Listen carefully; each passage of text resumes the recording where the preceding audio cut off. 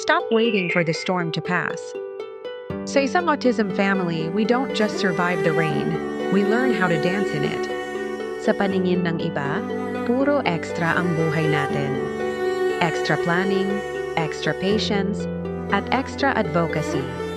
Minsan, nakakapagod mag-navigate sa mundong hindi naman ginawa para sa blueprint ng mga anak natin. But here's the secret. Dahil iba ang pananaw natin, mas nagiging malinaw ang lahat. Yung simpleng inch stones, para sa atin, Olympic gold na. Natutunan natin na ang silence ay isang language, at ang eye contact ay hindi lang ang tanging paraan para makita ang kaluluwa ng isang tao. Hindi missing pieces ang mga anak natin.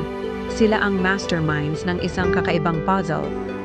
Hindi lang tayo nagpapalaki ng bata. We are raising the world's awareness kung ano ba talaga ang ibig sabihin ng pagiging tao. Drop a like kung proud ka sa unique rhythm ng pamilya mo. Hindi ka nag-iisa sa journey na ito.